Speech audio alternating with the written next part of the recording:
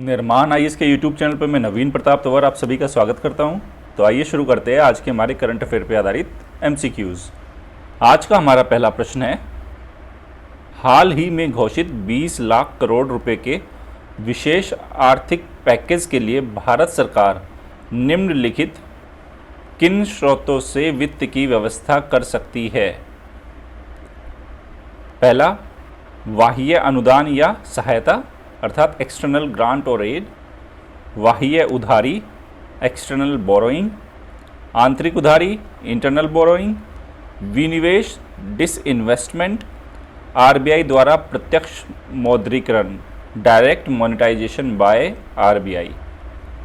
अब आपको बताना है कि विशेष आर्थिक पैकेज के लिए भारत सरकार ने जो अभी 20 लाख करोड़ रुपए की जो घोषणा की है उसके लिए वो फाइनेंस की व्यवस्था किन किन तरीक़ों से कर सकती है, और आपको बताना है कि ए, बी, सी या डी में से सही उत्तर क्या होगा। सोच समझ के जवाब देना, ठीक है ना? बताइए, आपके पास 5 सेकंड का टाइम है।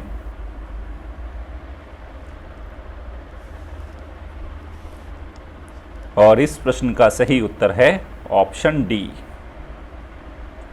देखो, जो अभी 20 लाख करोड़ रुपए के जो स्पेशल इकोनॉमिक पैकेज जो घोषित किया है केंद्र सरकार ने, उसकी व्यवस्था इन सारे रूप से की जा सकती है। एक्सटर्नल ग्रांट भी ली जा सकती है या एड ली जा सकती है, बाह्य उधारी ली जा सकती है, आंतरिक उधारी ली जा सकती है, विनिवेश के जरिए पैसे आप कलेक्ट कर सकते हो। देखो यहाँ पे क्या लिखा है, कर सकती है, मतलब संभावनाएं है भाई, ठीक है। विनिवेश से ये एक ऑप्शन है हमारे पास, इससे हो सकता है उतनी बड़ी अमाउंट हमें मिले या ना मिले, ठीक है, लेकिन ये एक विकल्प के रूप में अपनाया जा सकता है और आरबीआई द्वारा प्रत्यक्ष मौद्रीकरण की नीति भी इसमें अपनाई जा सकती है।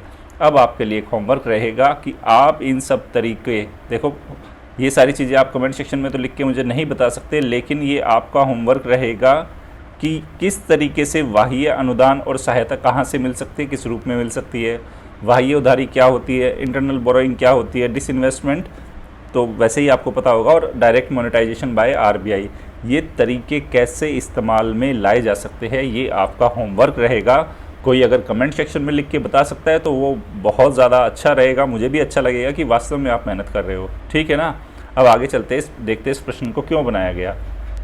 ये देखिए, ये खबर है, centre borrows another $1 billion from world bank for covid relief.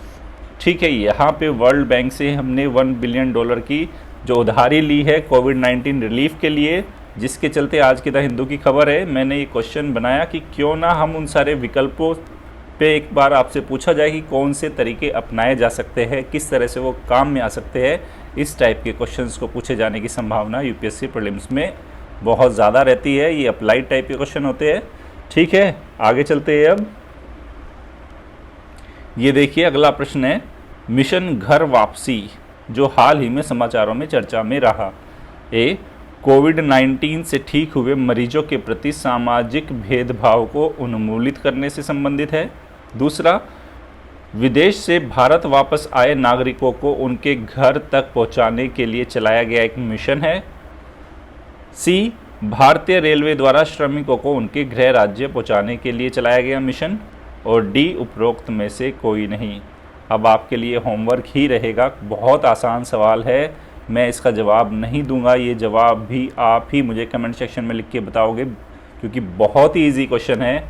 ये मान के चलना, आज आपके लिए 2 अभ्यास प्रश्न है, इस प्रश्न का सही उत्तर क्या होगा आप मुझे कमेंट सेक्शन में लिख के बताओ, ठीक है। कल की जो क्लास होगी उसमें उसका दोबारा से उत्तर बता दूंगा, लेकिन आज ये आपका ही होमवर्क है। आगे चलते हैं। अगला प्रश्न है, हल्का carbon form light weight carbon form के संबंध में निम्नलिखित कथनों पर विचार करें। पहला, कार्बन फॉर्म दूषित जल से आर्सेनिक, तेल और अन्य धातुओं को अलग करने में किफ़ायती होगा।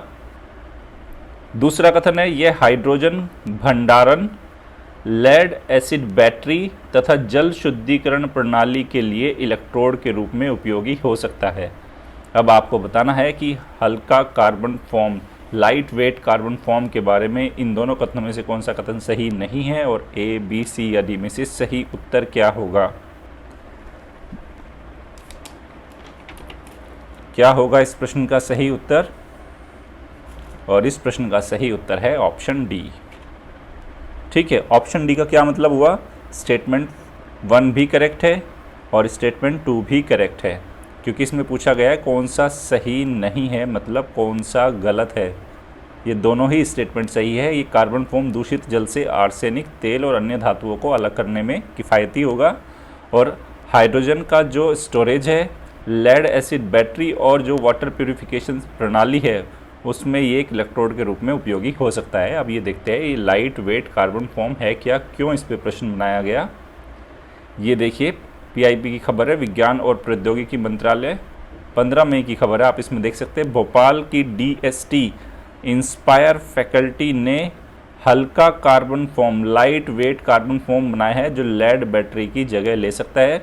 उसके साथ साथ यह कार्बन फॉर्म दूषित जल से आर्सेनिक, तेल और अन्य धातुओं को अलग करने में भी किफ़ायती होगा। यह कार्बन फॉर्म गैर विषाक्त, बनाने में आसान है, सस्ता है और जल में अघुलनशील है। तो आप देख सकते हैं पीआईबी की खबर थी और इसी में ही ये डायग्राम भी लगा हुआ था लाइट वेट कार्बन फॉर्म का। आगे चलते हैं। ये देखिए अगला प्रश्न है, NABARD national bank for agriculture and rural development के संबंध में निम्नलिखित कथनों पर विचार करें। पहला, नाबार्ड की स्थापना नरसिम्हम समिति की कमेटी की सिफारिश पर वर्ष 1982 में की हुई। दूसरा, नाबार्ड पूर्ण रूप से भारत सरकार के स्वामित्व में है। सी, यह संपूर्ण भारत में सहकारी बैंकों, रीजनल रूरल बैंक्स का विनियमन अर्थात रेगुलेशन और उसको पर्यवेक्षण अर्थात मॉनिटरिंग करता है। अब आपको बताना है कि नाबार्ड के बारे में इन तीनों कथनों में से कौन सा कथन सही है और ए, बी, सी या डी में से सही उत्तर क्या होगा। बताइए, आपने ज़रूर पढ़ा होगा नाबार्ड को अपनी इकोनॉमी की क्लासेस में, आपके पास नोट्स होंगे नाबार्ड के बारे में। क्या है बताइए इसका सही उत्तर, और इस प्रश्न का सही उत्तर है ऑप्शन बी। ऑप्शन बी का मतलब 2 और 3 सही है, दूसरा सही है, तीसरा सही है, पहला हुआ गलत। तो पहला गलत क्यों है? क्योंकि नरसिम्हन कमेटी की सिफारिश पर इसका गठन नहीं हुआ। इसका जो गठन हुआ है बी शिवरमन समिति हुआ है, बी शिवरमन कमेटी की सिफारिश पे 1982 में ही हुआ है, बिल्कुल सही है। बस यहाँ पे ये नरसिम्हन गलत था। अब आपके लिए होमवर्क है कि नरसिम्हन जो कमेटी की सिफारिश पर ये किससे जुड़ी हुई है ये कमेटी, आप ये मुझे कमेंट सेक्शन में लिख के बताएंगे। सेकंड, नाबार्ड पूर्ण रूप से भारत सरकार के स्वामित्व में है, बिल्कुल सही है। और संपूर्ण भारत में सहकारी बैंकों और आरआरबीज का ये विनियमन और पर्यवेक्षण करता है, ये भी बिल्कुल सही है। अब देखते हैं इस प्रश्न को बनाया क्यों गया। ये देखिए द हिंदू की खबर है, ₹1 lakh crore farm infra fund to be financed by NABARD. देखो अभी सरकार ने जो आत्मनिर्भर भारत की जो स्कीम लॉन्च की है उसके तहत, तो इसमें क्या बोला गया है, जो 1 लाख करोड़ रुपए किसके लिए, फार्म इंफ्रा फंड के लिए, वो किसके जरिए फाइनेंस किए जाएंगे, नाबार्ड के। ये बोला है हमारे वित्त मंत्री ने। तो अब ये यहाँ पे आप देख सकते हैं, with supply chain disruption during कोविड-19 revealing critical gap in agriculture infrastructure and logistic system, finance minister Nirmala Sitharaman announce plan for a ₹1 lakh crore for farm infrastructure fund. देखो कृषि अवसंरचना के लिए जो क्रिटिकल जो गैप की है उसको फंड करने के लिए अभी 1 लाख करोड़ रुपए की घोषणा की गई है एज ए पार्ट ऑफ आत्मनिर्भर भारत अभियान स्टिमुलस पैकेज ऑन फ्राइडे। तो जो फ्राइडे वाले दिन जो हमारी वित्त मंत्री जी है उन्होंने बोला है कि जो एग्रीकल्चर इंफ्रास्ट्रक्चर है उसके डेवलपमेंट के लिए उसमें जो भी क्रिटिकल गैप है उसको पूरा करने के लिए 1 लाख करोड़ रुपए दिए जाएंगे। ये कृषि क्षेत्र के लिए बहुत महत्वपूर्ण ये खबर है। और यहाँ पे आप देख सकते हैं 1 lakh crore agriculture infrastructure fund will be financed and managed. इस रुपए को इसका वित्तीयन और इसका प्रबंधन किसके द्वारा किया जाएगा, ये देख सकते हैं national bank for agriculture and rural development NABARD के द्वारा किया जाएगा, ऐसा बोला गया है। ठीक है, तो यहाँ नाबार्ड हमारे लिए महत्वपूर्ण हो गया था। उसके साथ साथ मैं आपको एक और रिकमेंड करूंगा कि आज की जो 15 मई की पीआईबी की खबर पे जाके आप वित्त मंत्रालय की खबर पढ़ना, काफ़ी अच्छी खबर है। कृषि के लिए क्या क्या कदम उठाए हैं, कैसे कैसे काम किए जाएंगे, बहुत अच्छे से समझाया है। पीआईबी को ज़रूर फॉलो करना आज वाले को, 15 मई को। अब आगे चलते हैं। ये देखिए नाबार्ड के बारे में एक और स्लाइड है, national bank for agriculture and rural development. आप देख सकते हैं इससे पहले क्या था जिसका इसने स्थान लिया, agriculture refinance and development corporation. 12 जुलाई 1982 को ये इसको फॉर्मेशन किया गया। ठीक है, ये किस टाइप का है, ये एक डेवलपमेंट फाइनेंस इंस्टीट्यूशन है, विकास वित्त संस्थान है एक ये। उसके साथ जो लीगल स्टेटस है, गवर्नमेंट ऑफ इंडिया। पर्पज़ किस लिए बनाया गया था, ये डेवलपमेंट असिस्टेंस, विकास सहायता और गरीबी उन्मूलन। और हेडक्वार्टर कहाँ बताया गया है इसका, मुंबई में। ठीक है, ये नाबार्ड के बारे में कुछ इन्फॉर्मेशन है, काम आएगी। आगे चलते हैं। अब ये देखिए, ये प्रश्न है, हाल ही में कोविड-19 हॉटस्पॉट के कारण चर्चा में रहा कोयम्बेडु बाजार, कोयम्बेडु मार्केट निम्नलिखित किस राज्य में है। देखो द हिंदू में पिछले 20-25 दिनों से बहुत ज़्यादा चर्चा में आ रहा है कोयम्बेडु मार्केट। आपको बताना है कि कौन से राज्य में है, केरल में है, तेलंगाना में है, कर्नाटक में है या तमिलनाडु में है। क्या है इस प्रश्न का सही उत्तर बताइए। और इस प्रश्न का सही उत्तर है तमिलनाडु, ऑप्शन डी। अब देखते हैं इस प्रश्न को क्यों बनाया गया। ये देख सकते हैं आप, द हिंदू की खबर है, how a market turn into A Covid hotspot. किस तरह से एक बाज़ार है कोविड हॉटस्पॉट में कन्वर्ट हुआ, उसके बारे में बताया गया है। और इस बाज़ार का जो नाम है आप देख सकते हैं, कोयम्बेडु मार्केट है।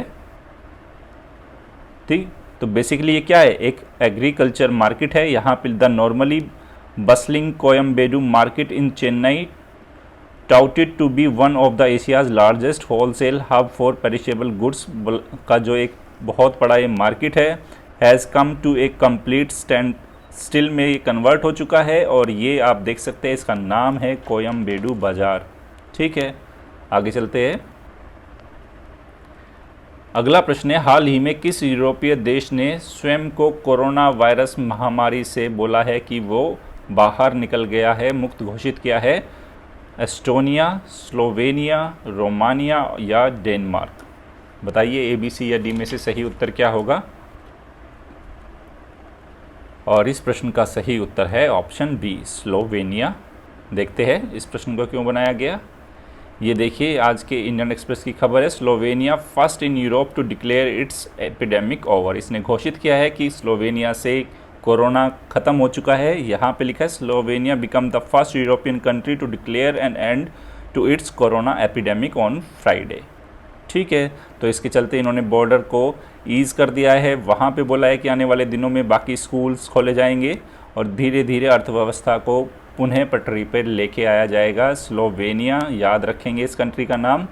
चलो देखते हैं इसकी लोकेशन क्या है। ये देख सकते हैं, ये रेड जो बाउंड्री है, ये एक कंट्री है जिसका नाम है स्लोवेनिया।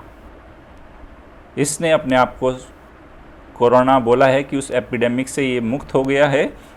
और इसके बॉर्डर देख सकते हो, उधर क्रोशिया से लग रहा है, इधर हंगरी से लगता है, इधर ऑस्ट्रिया से लगता है और इधर आप देख सकते हैं इटली से इसका बॉर्डर लगता है। और इधर एड्रियाटिक सी के तट पे भी इसका बॉर्डर लगता है। चलते हैं अब आगे। ये देखिए, निम्नलिखित किन देशों की सीमा बाल्टिक सागर से लगती है। रूस, लाटविया, नॉर्वे और स्वीडन। आपको बताना है कि ए, बी, सी या डी में से सही उत्तर क्या होगा।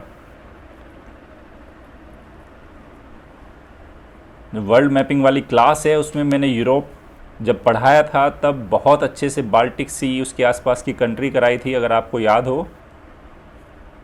इसलिए सही जवाब देना इस प्रश्न का। और इस प्रश्न का सही उत्तर है ऑप्शन बी, मतलब 1, 2, 4। रूस का बॉर्डर लगता है, लाटविया का बॉर्डर लगता है और स्वीडन का बॉर्डर लगता है, लेकिन नॉर्वे का बॉर्डर नहीं लगता। अब देखते हैं ये प्रश्न क्यों बनाया गया। ये देख सकते हैं आप, Baltic opens first travel bubble in Europe. यहाँ पे देख सकते हैं जो बाल्टिक कुछ कंट्री है, लिथुआनिया, लाटविया और एस्टोनिया ने अपने बॉर्डर्स को ओपन किया हुआ है ताकि क्या धीरे धीरे वो क्या करना चाहते हैं, वापस से अर्थव्यवस्था की पुनर्बहाली के लिए इन्होंने कुछ इन्होंने जो रेस्ट्रिक्शंस थे उनको ईज़ करना शुरू किया है। तो ऐसे में बाल्टिक कंट्रीज़ और बाल्टिक सी की लोकेशन जानना हमारे लिए महत्वपूर्ण है। दिखाता हूँ मैं आपको बाल्टिक सी कहाँ पे है। ये देखिए, ये बाल्टिक सी है। आप देख सकते हैं स्वीडन का बॉर्डर लगता है इससे, इधर फिनलैंड का बॉर्डर लगता है, एस्टोनिया, लाटविया, लिथुआनिया का बॉर्डर लगता है। यहाँ पे देख सकते हैं रूस का एक कालिनग्राड है, इसलिए रूस का भी बॉर्डर लगता है, पोलैंड का बॉर्डर लगता है और इधर जर्मनी का बॉर्डर लगता है। लेकिन आप देख सकते हैं यहाँ पे नॉर्वे का बॉर्डर, नॉर्वे इधर है, इसका बॉर्डर बाल्टिक सी से नहीं लगता। अब आगे चलते हैं। अगला प्रश्न है, निम्नलिखित कथनों पर विचार करें। पहला, दामोदर नदी झारखंड, ओडिशा, पश्चिमी बंगाल से होकर प्रवाहित होती है। दूसरा, दामोदर नदी छोटा नागपुर पठार से होकर बहती है तथा बराकर, जमुनिया और ये बोकारो की जगह आप कोनार लिख लेना, कोनार इसकी सहायक नदियां है। अब आपको बताना है कि इन दोनों कथनों में से कौन सा कथन सही है और ए, बी, सी या डी में से सही उत्तर क्या होगा।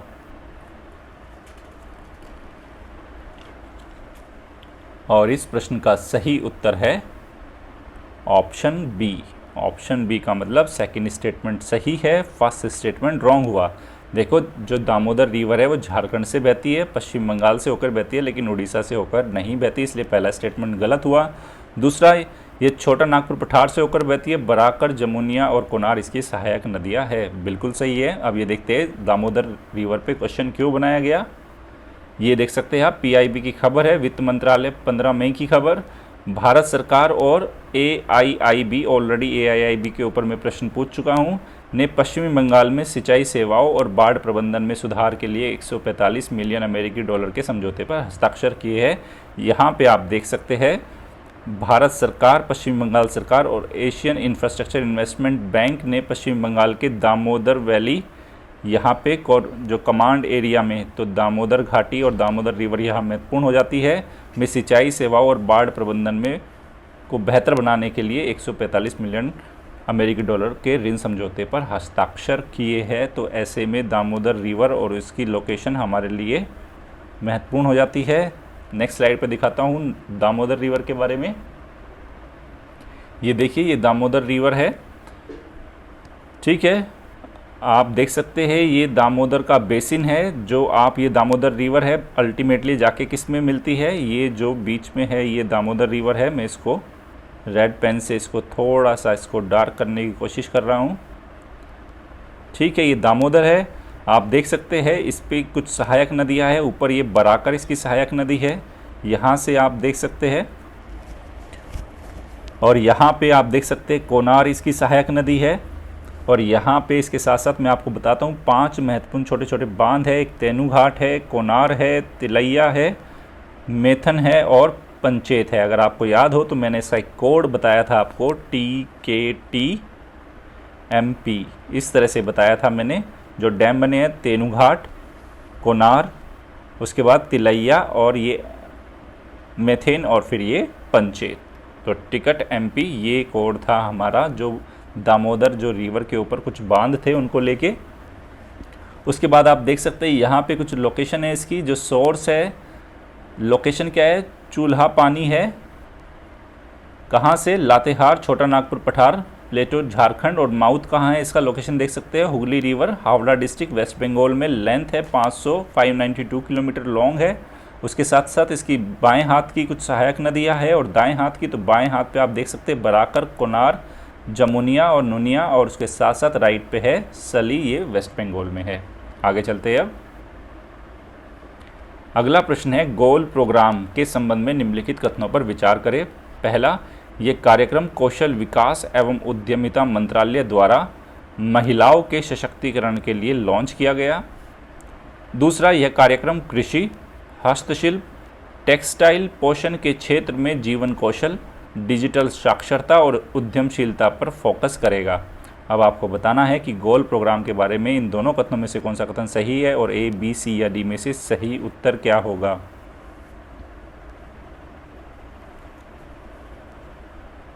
और इस प्रश्न का सही उत्तर है ऑप्शन बी। ऑप्शन बी का मतलब सेकंड स्टेटमेंट सही है, पहला स्टेटमेंट गलत हुआ, क्योंकि ये कौशल विकास और उद्यमिता मंत्रालय का ये प्रोग्राम नहीं है। किसका प्रोग्राम है, नेक्स्ट स्लाइड पे दिखाऊंगा। बेसिकली ये ट्राइबल यूथ के एम्पावरमेंट के लिए चलाया गया एक प्रोग्राम है ये, ठीक है। तो इसलिए पहला स्टेटमेंट गलत है, दूसरा बिल्कुल सही है। एग्रीकल्चर में, हैंडीक्राफ्ट्स में, टेक्सटाइल में और न्यूट्रिशन के सेक्टर में जो लाइफ स्किल, डिजिटल लिटरेसी और एंटरप्रेन्योरशिप पे ये फोकस करेगा। अब देखते हैं इस प्रश्न को बनाया क्यों गया। ये देख सकते हैं ऑल इंडिया रेडियो की न्यूज़ है, ये 15 मई की।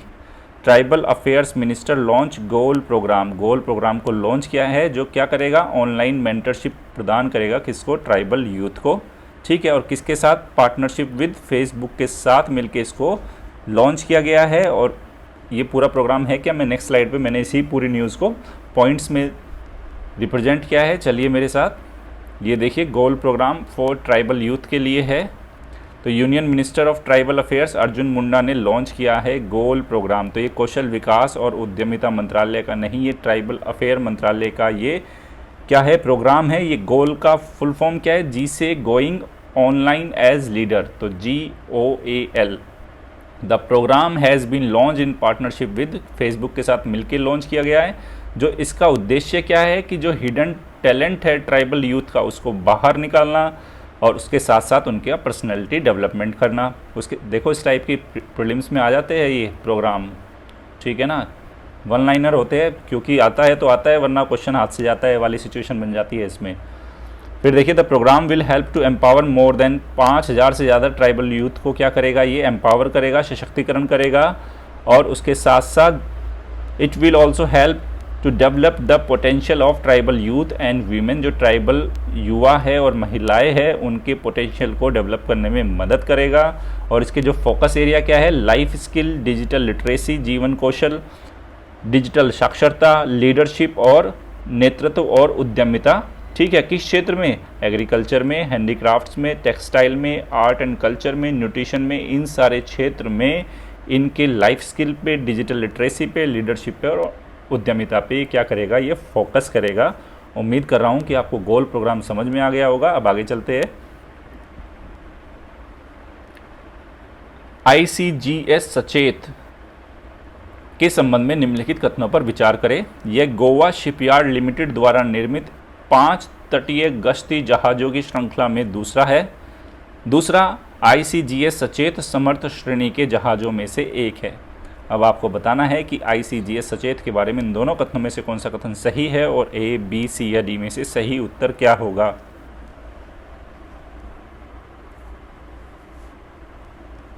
बताइए, ये आज के हिंदू की खबर है, इंडियन एक्सप्रेस में भी है, PIB में भी है, सब जगह खबर है। और इस प्रश्न का सही उत्तर है option D।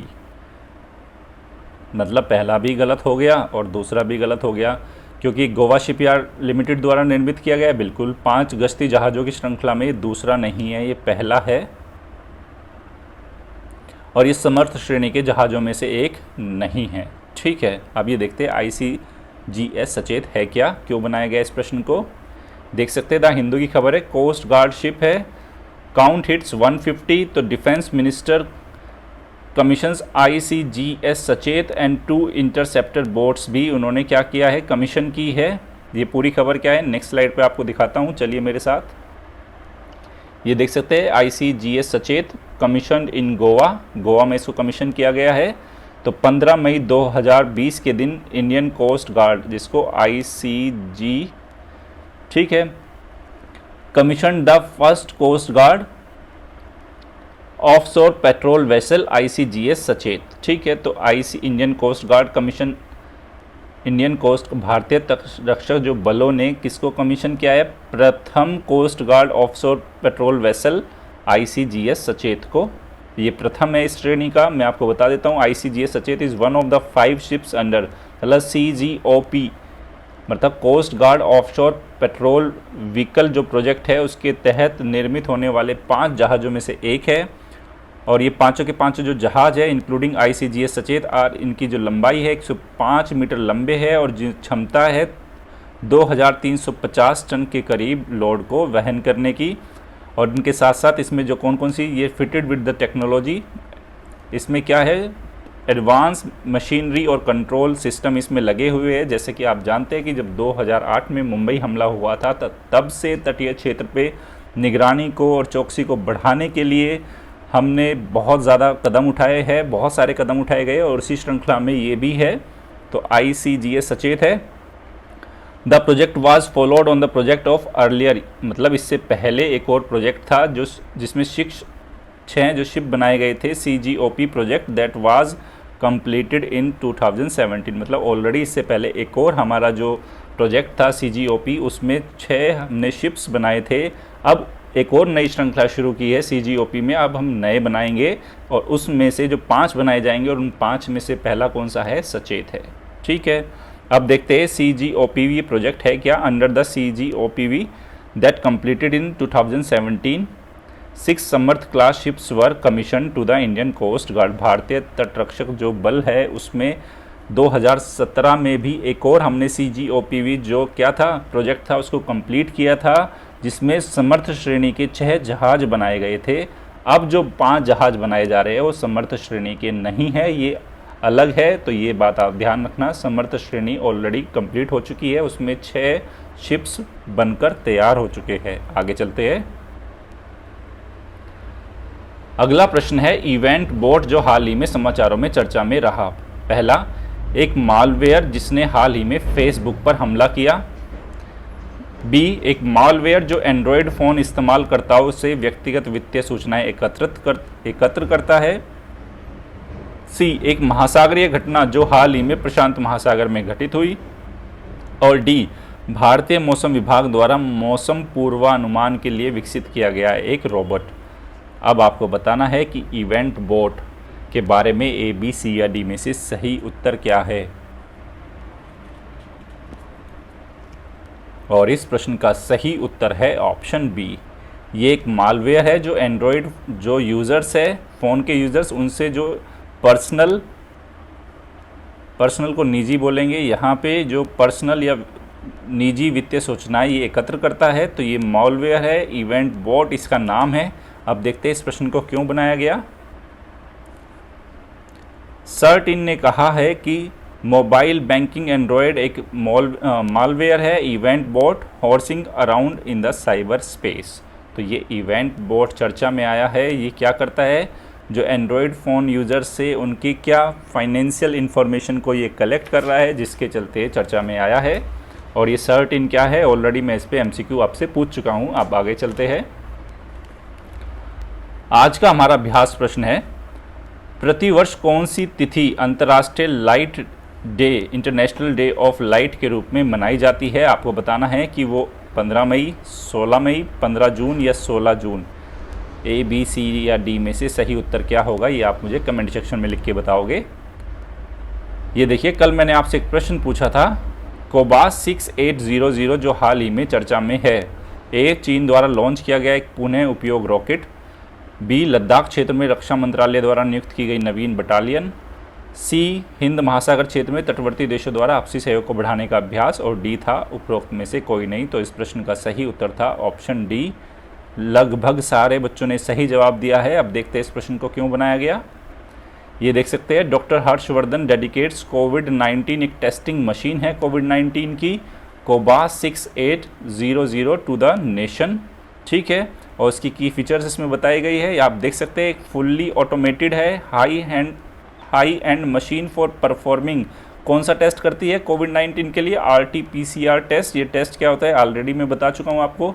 The machine will help increase the testing capacity of the country. कोविड-19 के केसेस की टेस्टिंग कैपेसिटी को भी बढ़ाएगी, उसके साथ साथ ये अन्य टेस्ट भी कर सकती है, हेपेटाइटिस बी का, सी का, इन अन्य पैथोजेंस को भी क्या कर सकती है, ये टेस्ट कर सकते हैं। यहाँ पे देख सकते हैं, कोबास 6800 is the first such machine procured by the government for corona virus testing. ठीक है, आपने सबने सही जवाब दिया है, बहुत अच्छा लगा। ओके, आज की सीरीज यहीं समाप्त होती है। निर्माण IAS की daily current affair based MCQ की आज की सीरीज़ यहीं समाप्त होती है। अगर आपको ये सीरीज़ पसंद आ रही है तो हमारे YouTube चैनल को लाइक कीजिए, शेयर कीजिए और सब्सक्राइब कीजिए। धन्यवाद।